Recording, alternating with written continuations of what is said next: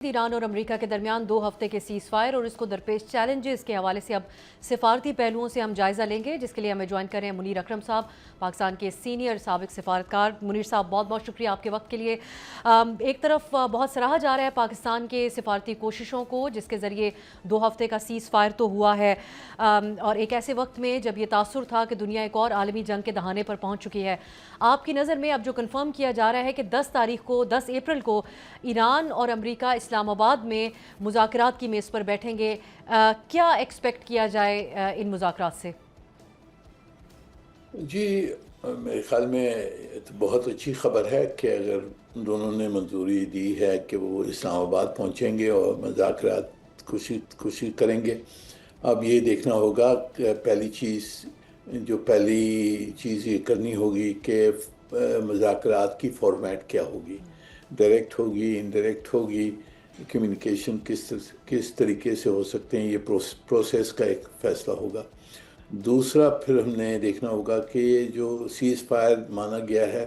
اس کو کنسولیڈیٹ کرنا ہوگا۔ یہ کچھ اس کی جو خلاف ورزی ہو رہی ہے اسپیشلی اسرائیل کی طرف سے، اس کو روکنے کی کوشش ہم نے جاری کرنی ہے۔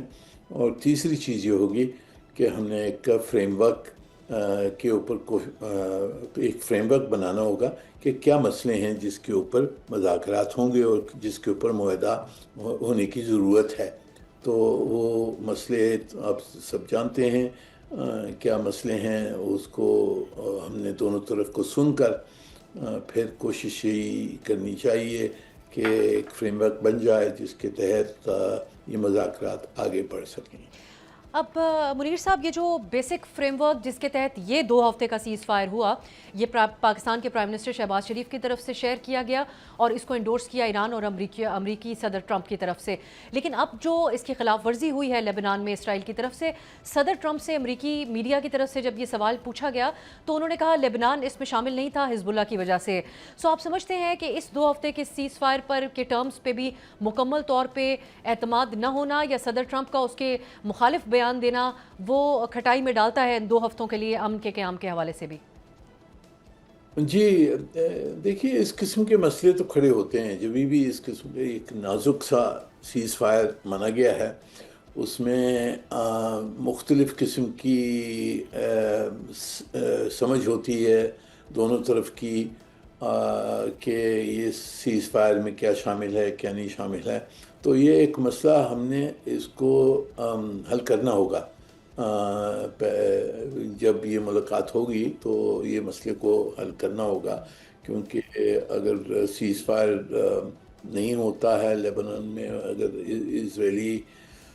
جاری رہتے ہیں وہاں، انہوں نے آکیپیشن کر لی ہے لبنان کی، تو اس کا کوئی راستہ ڈھونڈنا ہوگا ان کو اسرائیل کو روکنے کے لیے۔ تو یہ ایک پر جو سب میں اہم باتیں ہیں، جو مذاکرات امریکہ اور اسرائیل کے ایران کے درمیان جو مسئلے ہیں وہ تو ہم سب جانتے ہیں، نیوکلیر مسئلہ ہے، دوسرا ہورموز کا مسئلہ ہے، کس طرح سے ٹرانزٹ ہوگا، اس میں کیا شرطیں ہوں گی کیا نہیں ہوگا۔ تیسری چیز، ایران ایشورنسز مانگے گا کہ یہ واپس نہ ہو، جس قسم کے یہ حملے ہوئے ہیں یہ واپس نہ ہو، کچھ ایشورنسز اس کو دے دینے کی ضرورت ہوگی۔ ایران مانگے گا کہ جی ہمیں ہماری جو ریسورسز ہیں، اگر ہم یہ نیوکلیر وغیرہ پہ کچھ معاہدہ کرتے ہیں تو پھر ہمیں ہمارے جو ریسورسز ہیں سینکشنز اٹھائے جائیں، ہمارے فروزن ایسٹس ہیں ان کو چھوڑا جائے، ہمیں کوئی ٹرانزٹ فیس ہارموز کی دی جائے جس میں سے ہم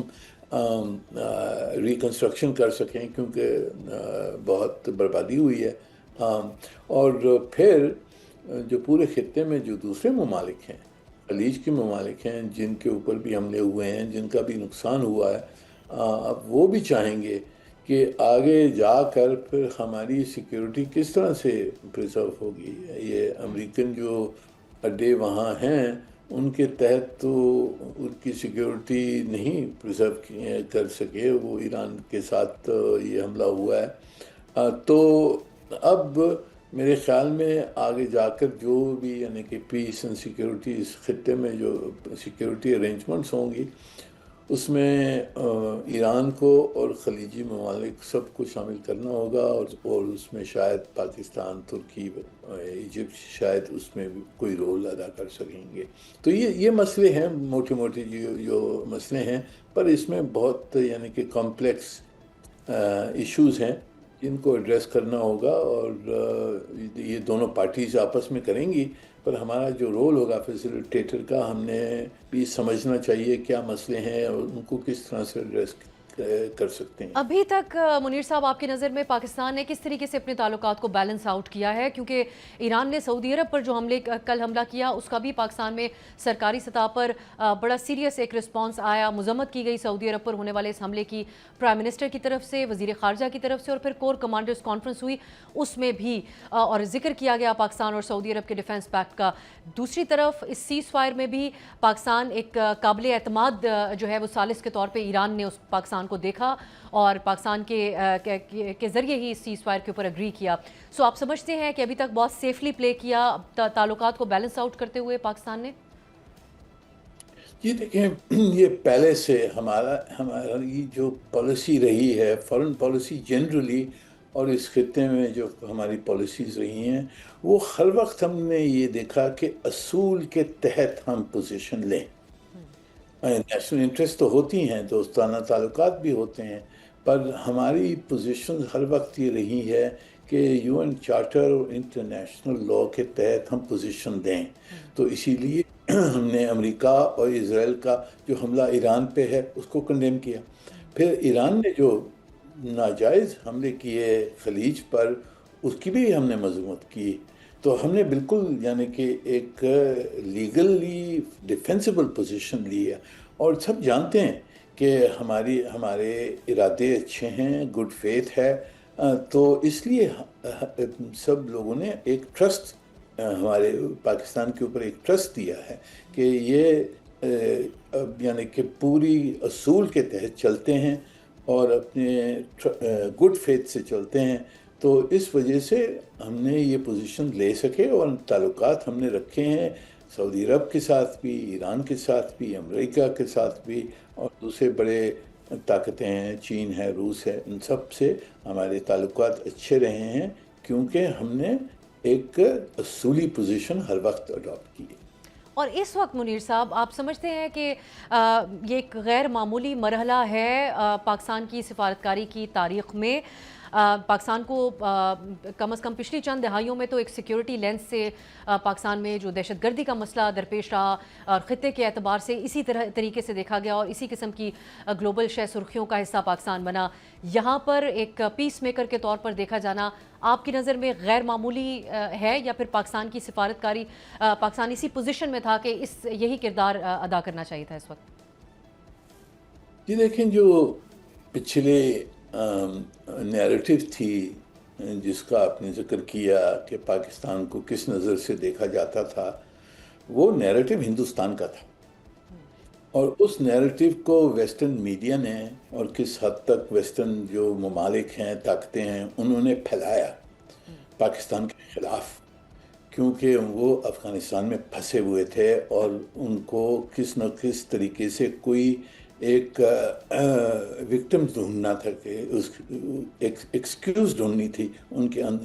لیک آف سکسیس کے لیے۔ تو اس لیے ہماری نیریٹو خراب ہوا تھا ہمارے خلاف۔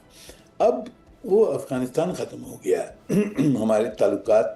امریکہ سے، ویسٹرن ممالک سے، چین سے، روس سے، اور پورے خطے میں ہمارے تعلقات اچھے ہیں، اور ہماری ڈپلومیسی کا یہ سکسیس ہے کہ ہم نے اصولی طور پہ پوزیشنز لے کر سب سے ہم نے تعلقات اچھے رکھے ہیں اور ٹرسٹفل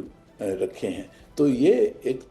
تبدیلی جو آئی ہے، یہ ہماری ڈپلومیسی کی وجہ سے ہے، ہمارے برتاؤ کی وجہ سے ہے، اور اس کا ہم نے فائدہ اب اٹھایا ہے۔ جو اچھے تعلقات ہماری لیڈرشپ کے، ہمارے پرائم منسٹر اور فیلڈ مارشل کے جو اچھے تعلقات ٹرمپ صاحب سے، ایرانیوں سے اچھے تعلقات ہیں، سعودیز کے ساتھ بہت گہرے تعلقات ہیں، تو اس کا فائدہ اٹھا کر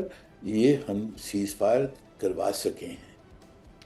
منیر صاحب، بھارت کا آپ نے اس طرح ذکر کیا، ہمیں بظاہر نظر آتا ہے کہ بہت لیفٹ آؤٹ محسوس کیا بھارت نے. ان کے ہاں اپوزیشن کی طرف سے بھی بڑا سوال پوچھا جا رہا ہے مودی حکومت سے کہ کہاں ہے آج بھارت کی سفارتی پوزیشن کے اعتبار سے بھارت کہاں پر کھڑا ہوا ہے. آپ کی نظر میں آئسولیٹڈ ہوا ہے بھارت اس تمام تناظر میں؟ اس کو کیا پاکستان اور بھارت کے جنگ کے تناظر میں بھی دیکھا جائے، یا آپ سمجھتے ہیں ڈیلیبریٹلی دور رکھا ہے بھارت نے اپنے آپ کو اس تمام معاملے سے؟ جی دیکھیں، بھارت نے میرے خیال میں جو پچھلے ایک سال 1.5 سال کے عرصے میں بھارت نے بہت ساری ٹیکٹیکل اور اسٹریٹجک غلطیاں کی. جو سب میں بڑی ان کی غلطی تھی کہ وہ جو پاکستان پہ حملہ کیا تھا، اس سے ان کو ایک ملٹری ریورسل ہوا اور اس کے بعد ایک ڈپلومیٹک ریورسل ہوا. تو اس وقت سے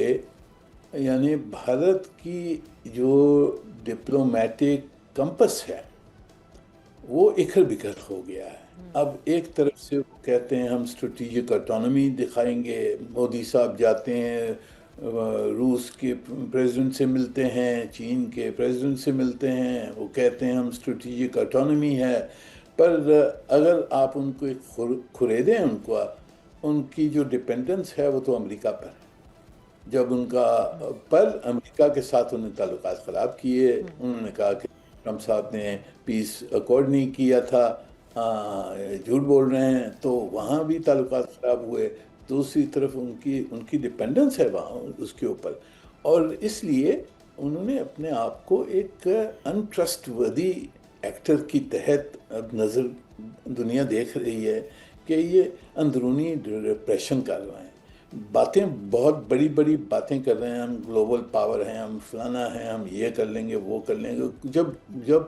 پش کمز ٹو شو کچھ نہیں کر سکتے ہیں. پھر جا کر اس جنگ سے پہلے